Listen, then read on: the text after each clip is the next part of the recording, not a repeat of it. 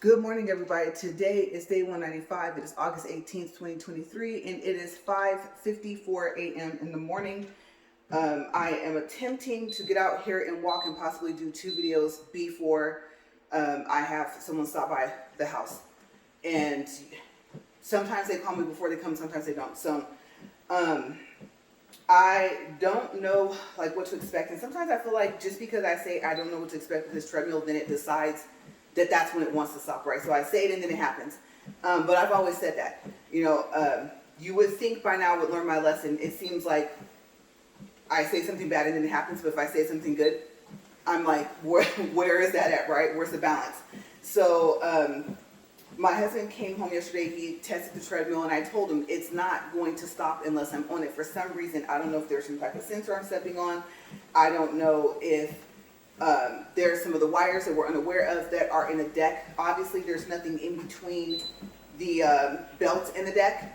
Okay, so he ran this thing, he inclined it, declined it, ran it at like a fast speed and stuff like that, and it didn't stop. And I said, no, I tested the treadmill at 2.6 at the incline I walk at the speed I walk at without me on it. And remember, I think I showed it in the video yesterday, I believe video 2, and it worked just fine. Okay, so I don't even know what to expect from this thing. I'm going to incline it all the way up to 15. I'm going to say that hopefully it works. He did oil it, so hopefully it still won't be squeaking, because yesterday he got it to stop squeaking. And so today I want to be able to do 2 videos. If I do, this is video 1, and video 2 most likely will be for day 261, which I believe is October 23rd. And even if the day is wrong, or the date is wrong, then the day is correct. Okay, so you guys know I'm trying to knock out these days in advance. I have 3 weeks to make up for that are coming up between October and November, and like I said, September should be fine. Okay, so video 2 for yesterday, I was supposed to pick up where I left off about the kitchen island, because he did put it together. And then video 2 was basically me testing this thing out, showing you guys like what happens, how, like I said, how it stops when I'm on it, and when I'm not on it and I test it, it runs fine. Okay, so I have no clue. So I'm at 1.2 right now, and I'm debating if I want to do both videos at 2.6 or if I want to do them at 2.0. Considering how many days I have to do my double days for, I would really rather keep myself at the speed I'm at, but doing that for 2 videos, you guys, it's a lot. Okay, so see, now what you guys don't know is that I actually started my recording over 3 times. Okay, so this time would have been the 3rd time. The 2nd time, I just couldn't get it together. The 1st time, I said a word that I don't think you can say on a recording, and by the time you upload it.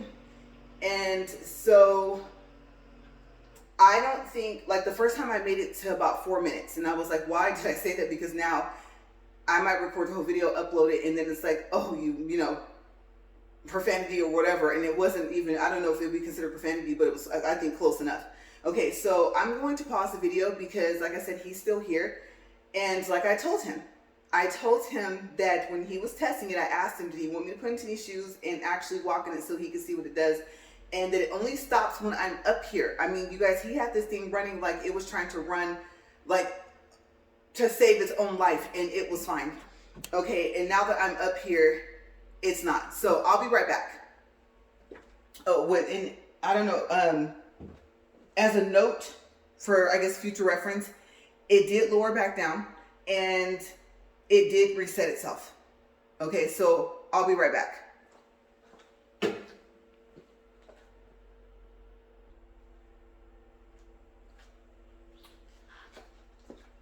Okay, so let me position this key right. It doesn't have anything, I don't think, to do with the key. you guys, today for video 1. I don't even know if I'm going to do a video 2 now. I did a test. I walked on this thing flat for a little over 5 minutes. I got it up to speed 1.3 and it did not stop. Okay, so it was something I was thinking. Then I went back in there, talked to my husband, and I was kind of on the right track. I didn't even say anything. He just told me what he had been reading, and it was kind of what I thought. Okay, so it's not necessarily, or I should say, it's not at all my shoes. But remember I was telling you guys about 3 or 4 days ago, I was walking up here and it was like hissing, right? And I made this joke hoping that there wasn't something under there that actually hisses or something. Okay, so, and I meant, of course, animal-wise, because you guys know I don't do animals, bugs, all that stuff, right? I don't care how cute and cuddly, you know, it is. It has, if it's a dog, it needs to be trained and not jumping up all on me and stuff like that. Plus, I'm allergic, so, I mean, can't really be around them anyway. So, this is going to be very interesting because what he said he was reading was something about a friction sensor. Remember I said something about a sensor? So apparently treadmills built, I'm not sure how fast I want to get this thing to go because, yeah, of course, I went in there and told him that it worked, and then it may change its mind. So what he said he was reading about the friction sensor is that treadmills built after a certain year, if they tense, I said tense. I'm trying to say sense too much friction and it came out tense. Okay, if they sense too much friction, then the treadmill will stop. And I don't know, I don't know if it resets itself or whatever, but it's an indicator that you need to oil underneath the belt. Yeah, so I don't know. He said today when he gets home, if I'm explaining this correctly, he's going to actually try to take the belt off, okay, and oil underneath there.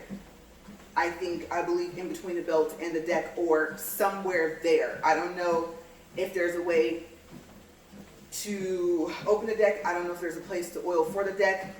I do know that there is 2 holes, but they look like kind of like when you screw a cable in a wall for a TV, that connection type thing. They look kind of like that. And so I believe on some treadmills, sometimes I think that part is where, I don't know if you've seen those treadmills where you can actually take your oil and you can connect the thing to that, and then you can squeeze the oil or whatever, and then basically what it does is just runs the oil through where it needs to go. Okay, and I don't remember which treadmills are like that because I've looked at so many. You guys know I've researched. I didn't just go up and buy the first treadmill that I saw. Okay, so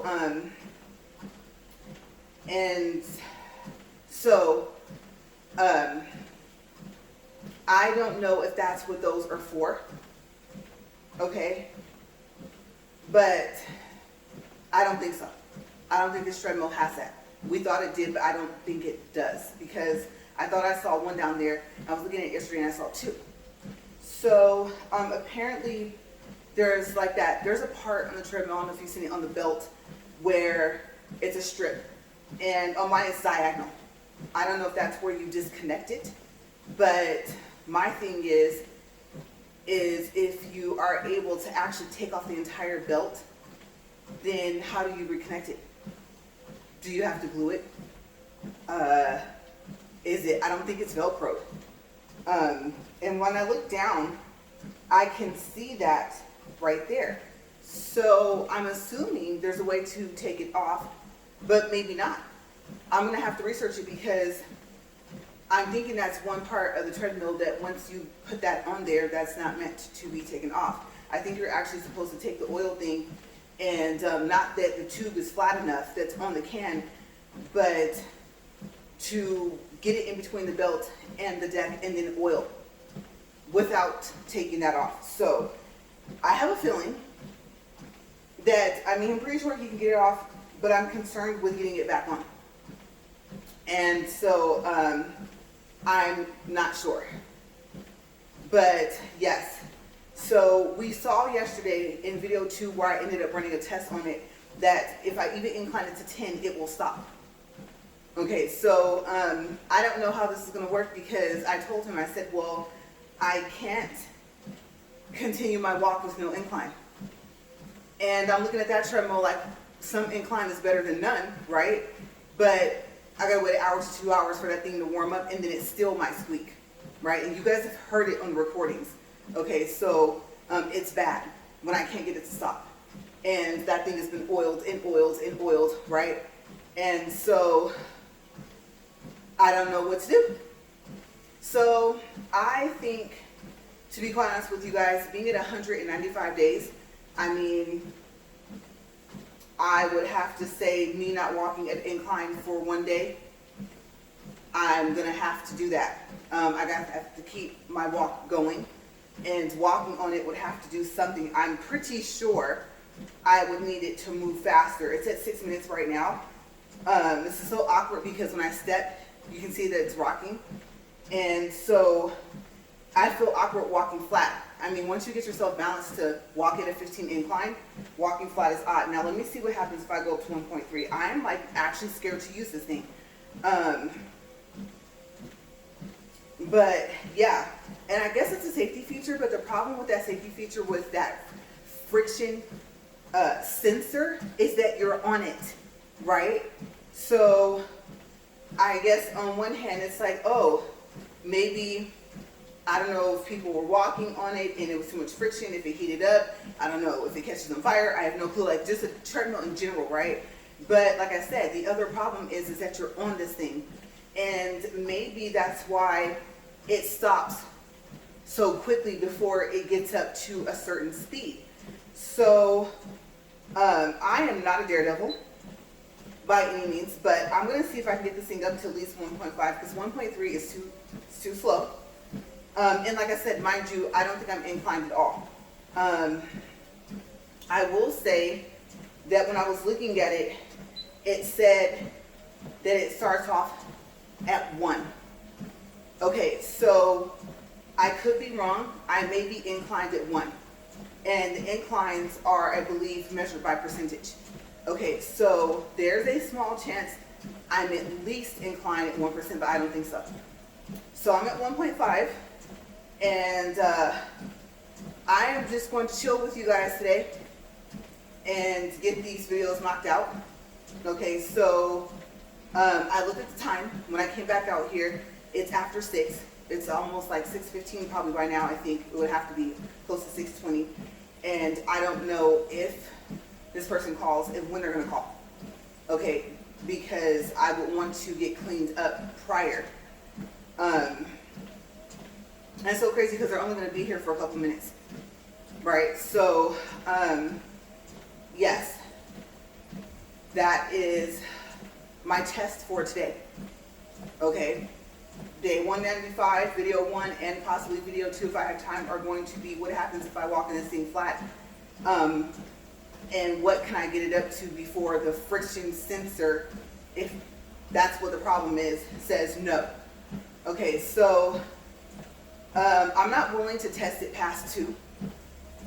I don't know, you guys. Like I said, this feels awkward. I'm used to heavier duty treadmills, the ones in the fitness centers. Okay, so that's 1.6. That's 1.7. I don't know. Should I push? I don't know if I should push it to 2. I'm like, that's 1.8.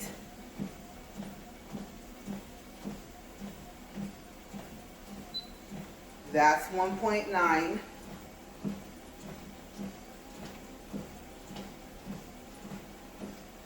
That's 2. There's squeaking again. Okay, so I'm not going to push my luck past 2, okay? Remember, I don't know if you remember that game show Pressure Luck. And I used to call it whammies, but it's not called whammies. And no whammies, no whammies, no whammies. Stop. You know, it's like wham, wham, wham. You know, and then here he comes with his little outfit on or whatever, and then like bye your money, you start all over, right? That's why I feel like with this treadmill. Okay, so yeah, 2 is a comfortable pace. It's only been going at 2 for less than a minute, so let's see what happens if I walk at 2. Okay, and I'll just keep it there. So at what point, if there is a friction sensor, does this thing say, no, now you're creating too much friction walking flat and I'm going to stop and almost toss you off me, right? So let's test. Okay, so for minutes, I saw that the recording was at like 4 minutes, over 4 minutes. So we're gonna combine that and see, I'm kind of somewhat slipping. So that's another thing I'm worried about, is that if he's able to take the belt off and if he's able to oil it and get it actually back on here and it stays connected, I don't know how. I might actually sit down here and watch him attempt this. I don't know if he's watched videos on how to do this already, but I'm just like, I've never thought of a belt being able to come off of a treadmill and being able to be connected back on it. I am worried that I'll be walking on it and the belt will come loose. The deck will still be intact, but the belt will come loose. And I can see myself seriously getting hurt. So, yeah, I don't know. The other thing is, whatever year he said that apparently all treadmills have that feature, I'm gonna have to ask him, and I might have to search for a treadmill that's older than that. Now, the downside is whatever it's protecting me from so far as there not being too much friction, whatever too much friction causes. Okay, that's the downside. What else will happen? So I'm gonna say, to be on the safe side, you guys are probably gonna see possibly a different treadmill, and I don't know when. But I'm gonna have to ask him what year, and now I'm actually gonna have to be searching for a not brand new treadmill. Because it's almost like how they do cars, like what else are you gonna put on this thing, right? I guess, in a way, not letting me get past that one speed is a good thing. Because you guys have seen, I've kept my balance when it stopped. Okay, so we're at 12 minutes and 27 seconds, plus the, I'll call it 5 minutes. So we'll say it's 17. Here I go trying to add this early in the morning, or actually kind of subtract, right? Okay, so to get to 20, we would have 3 minutes. And then we have to get up to 40. So that would be another 20 minutes, so 23 minutes. Okay, so if I'm counting this right, well, no, because it was only like 5. That's only 28. Okay, so would it be 30? Oh my gosh, it's too early in the morning for this. I'm a routine person. I'm thinking that's not enough minutes. Give me a second, you guys. Let me think for a second. Like, really, that's simple math. Not this early in the morning. I'm not a morning person. And like I said, I can autopilot just about up until 10 or 11 o'clock, but anything that throws me off schedule is just not good. And you guys are seeing that. So, let's see. That'd be, no, that's too many minutes. 35, right? I don't even know how I got this. Yeah, I don't even know how I got whatever I said, 23 minutes or whatever. Yeah, that's, I don't know how I got that. Obviously, it'd be 35 minutes. My gosh. Okay, so moving on. Now you guys get to see what happens with long-term use with the treadmill. Yeah. This kitchen island, let's get to this, right? Okay, so on video 1 is where you're gonna get the most tips from yesterday. Basically, like I said, at one point they're gonna tell you, oh, turn it upside down or turn it right side up, and it's gonna say don't have everything tightened all the way. Yeah, like I said on video 1 yesterday, don't listen to that. Tighten it. Yes. Now, I did think that, like, okay, once it gets settled into place. Once the wheels are on and everything like that, you put the whole thing together, you tighten what you can. But the thing is that at some point you would have to tighten some of the stuff. It tells you to not tighten all the way before you go on to the next steps, because you literally can't reach it anymore, because there's another board or there's another rail that you have to put or something on this kitchen island, okay? And so I got you guys through so far as, and I'm sorry, I know I didn't do an unboxing and stuff like that. Like I said, since he put together just about everything that has to be put together when it comes to furniture, he's not in my videos. So unless I attempt it myself, then if it's not like how I'm doing like my nail videos and stuff like that, then it's not something that I can just be in the video by myself and review. Then most of the time I'm just kind of explaining it to you guys. And I really wish I could explain this to you in detail, because like I said yesterday, there's at least 75 pieces of the boards, whether part of the boards are real wood or not wood, whatever the case may be. The heaviest pieces, like I said, are the top, the bottom, and I want to say the sides. The door's pretty heavy duty as well. And so I did a test yesterday. Okay, so I went into the room where it's going to be, and when you're doing the like the whole instructions things, it's going to tell you to do the door next, the hinge in the door, right? But if you notice while you're putting this thing together, if you get this far, I really hope you get this far, because it is really pretty when you get it put together and it's a good size. Not too big, not too small. But you'll notice that the little pieces, because the shelf inside where the door is adjustable, they only give you one. Okay, and it has like all these holes of where you can adjust it where you want it. It's not going to be in there, and the little pieces that you put in the hole to be able to adjust the shelf to where you want it, it's not going to be in there either. So not knowing that the door can literally swing all the way open, and then it can swing further than you think. So it can swing all the way open, and it can't swing so far open where it's literally flat up against the side, but you do have a wide range with that door. Okay, it's going to swing way further than what you expect. So I guess you don't necessarily have to put that in there first, because yesterday I was going to advise you guys to put that in first, and that is driving me crazy. That is my that's my water bottle hitting up. If you're wondering what's that knocking, yeah, it's a water bottle hitting up against that. So I guess the way the treadmill is now, and with the fact that it's not drooping because it's not inclined, it's like hitting up against it. And I don't know if I want to set the bottle up there,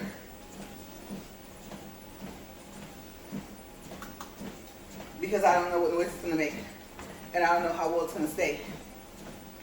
Okay, that's the other thing. If you want cup holders, this thing doesn't have cup holders, so you guys saw my attempt for that. And now I know for the next video it's going to have to stay up there, because that was driving me crazy. I don't know if you guys could hear that, but I can, and it was annoying. So I just don't like noise. But yes, anyway, so you should be fine there. And they're easy. They're not something that obviously they get screwed in, because you have to be able to take the shelf off and move the little pieces. I think you can face them right side up. Okay, so the instructions, I believe, tell you that as well. Okay, so I'm going over the whole safety part of it, because there are some parts where, you know, my husband was just like, why would they say to do this first? Why did they say to do that first? And so he got pretty upset at the instructions, right? And he doesn't get upset very often, but I would have to say that it was frustrating for him, and I could tell.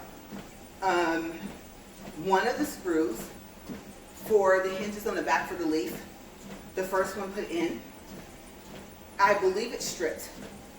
Okay, so it was in there, but it did. So hopefully it won't do that, because all you have left to back you up is the support flaps that come out underneath the leaf.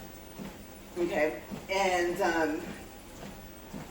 I don't know if the flaps to support the leaf, if they were bigger. They're pretty good size. I mean, they're at least 4, maybe 5 inches at the tallest point, because it kind of makes like a right triangle kind of in shape.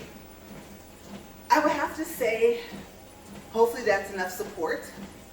And I do like that they didn't put it more toward the center, both of them, because that's the side that I planned on sitting at. Because my magnifying lamp, you guys saw it in my nail videos, is pretty good size. There's a pretty good weight to it once you start leaning it over. And then, of course, I don't want the leaf to fall and get monomer everywhere, the powders to fall and stuff like that. I do realize they have to be within reach, and that I can't lean my weight on that. So I'm going to test and say I'm going to start off on the leaf side, but I don't know. My mind here is telling me, and I've been thinking about this in the process of picking a kitchen island when I decided I wasn't going to get a nail desk, that I should sit on the side that doesn't have a leaf. But the thing about it is that my lamp, I need it at a certain angle. That's why I don't want to clamp it onto the table. I need to be able to move that, and having it have a base also that comes with it, which is what it's on, helps. And I did measure with the kitchen island in our kitchen, and I need at least, I think it was 15 inches or 18 inches of space, because the lamp has to sit, and then it has to be able to come down to where it's over my nails so that I can see when my eyes get tired. Because it has a light, it's not just a magnifying glass. And so where it would have to sit at is the issue. That's why I wanted it to sit on the part that was not the leaf. I wanted it to have the whole support of the island. And then to get used to, like, if I do use my armrest, because you know I have an armrest that folds. I haven't used it in any of my videos yet, but I'm thinking at some point maybe I might. I don't know. If not, I need to look at the date of return.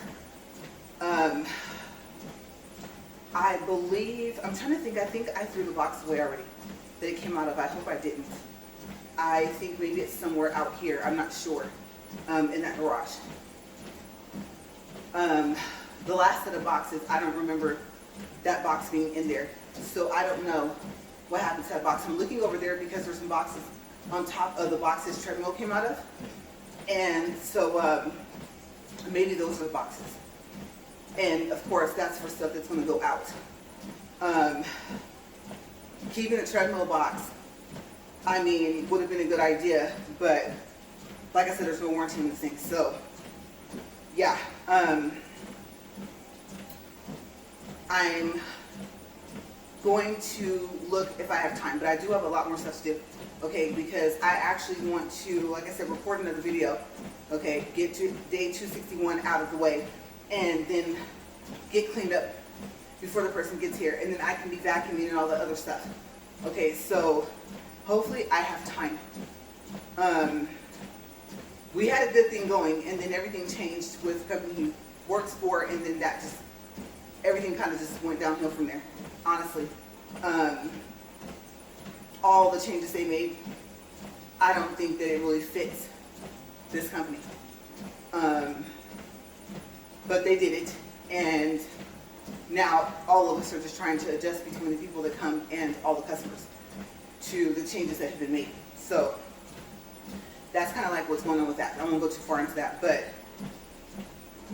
yes, busy. And then I have a lot of stuff to shred, and since I love shredding things, I don't know why, it just gives me joy. Then maybe I'll be able to just like, as I hear the paper go through the shredder, I don't know what that is. I like shredders. Luckily, I have not shredded anything that was important, but I have a stack of mail out of this world, you guys. Oh my gosh. I talked to you guys about the credit cards, balance transfer checks, things like that, and just, you know, other mail you get from, say, one company is associated or affiliated with another company, and next thing you know, it's like, hey, we have this magazine and we sell clothes, you know, you want to buy some stuff, and you're like, how do you even know who I am? But the marketing. Okay, so when they send you those marketing papers, what you can opt out of and what you can't, I try to start paying more attention to those, because if you don't, Next thing you know, 2 or 3 companies are marketing to you, and you only want to deal with the company that you were dealing with. Okay, so I gotta go through the mail, get that all taken care of. But yes, I'm excited about the kitchen island. I do like it. I was supposed to test the cord. Remember the 6-foot cord? It comes with that outlet thing. Okay, so I was supposed to plug that in and then plug something into it and see if it works. I don't plan on, notice I said I don't plan on plugging in, let's say I have to use my lamp and it's running out of charge. So I have to get a magnifying glass. I'm going to have to write that down, put it in my notebook, and let you guys know. Maybe I'll start off with that for video 2.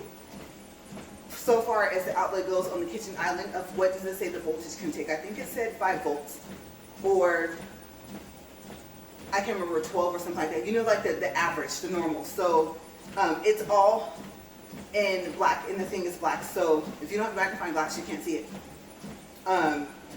Because the light hits it, and then it kind of makes it look like it's just raised stuff, like it's not even letters. And then you get it angled just right, you start reading it again, and then the light hits it, it shines, and then you can't see the rest of the letters.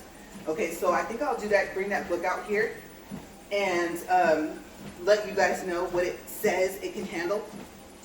Because I'm thinking, the lamp plugs up to USB though. Okay, so I can see myself having to plug in the hub, which may be a good thing, because it's supposed to have that power surge protection thingy on it, and then plugging it into that. But remember with the hub that I showed you guys, that, what was that, Hyper Tough, I think? The top is just for charging. Okay, so all 3 USBs and the Type-C is just for charging. So if you have something like how I have that lamp, and you want it to supply power, that's not what those top ports are for.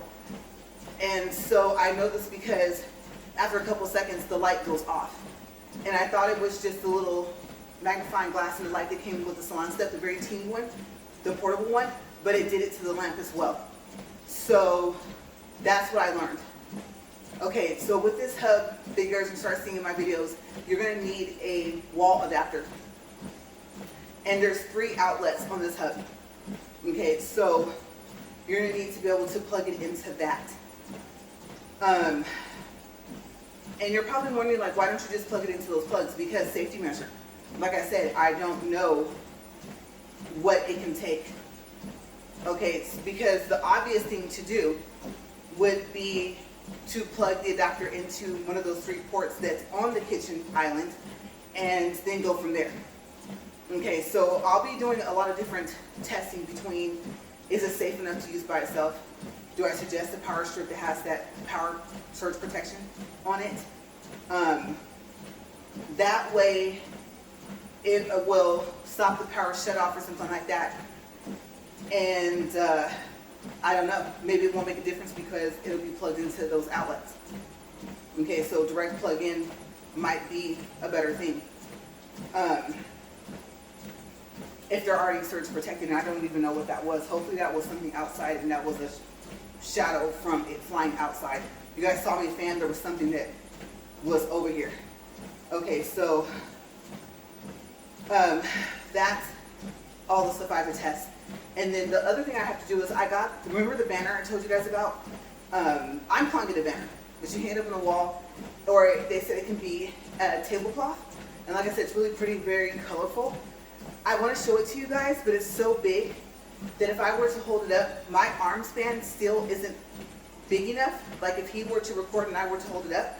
So you guys are probably going to see it, but it's going to be draped over. Okay, and the reason why I did that is because I wanted to protect the wood on top. Plus I'm going to have the towel you guys always see that's been hand washed. Okay, having a paper towel on top of it, the monomer goes right through the paper towel into the towel, so the towel had this awful smell.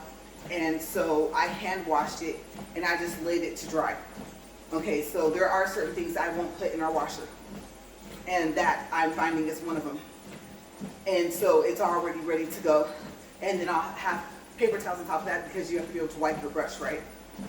Okay, so, and I'm thinking about folding the paper towels, because usually I just get two and I lay it flat, but I don't know, I don't want to waste paper towels, but I might have to make it have four, since they start doing those little half sheet things where you can rip it as a half sheet, and then that way it'll be doubled up, 2 sheets, and then folded 2 sheets underneath. So I know the monomer is still strong enough to go through there as well, but that's the plan. And those I can just throw away. My plan is to have a plastic bag. Hopefully I won't forget before, especially if I'm recording, before I start, because I really need to get myself into practicing, if I can, almost every day. The other problem is I discovered some of the powders give me a headache, or the combination of the powders, the monomer, all that stuff, to the point where I had to take an Excedrin. So I know I was telling you guys about that, like in the video, the one where I was doing the swatch sticks. I know that I complained about it, but you guys, it was worse than what I told you guys. It was bad. It was to the point where I thought, you're gonna have to be in some type of vented area. And then I got to thinking, well, yeah, but the kitchen island won't fit anywhere. I'm not gonna move the kitchen table every time I want to maybe record, and then, because there's a window. And the room has no windows at all. So that's where I was talking to you guys about the air filter and stuff like that. I might have to invest in one of those little vents that sucks up the dust. And then I'm wondering about cleaning up about that. So if I do that, I'll review it and tell you guys. You always end up getting like a 2 or a 3-for-1 review with me, because there's so many different items that are there, and especially with this nail product thing. But yes, I am noticing that problem with the strong chemicals, they're just, like I said, they're strong, and I don't know, because of that, within itself, like I'm doing good on my other health things, but you know, I don't want to cause other health issues.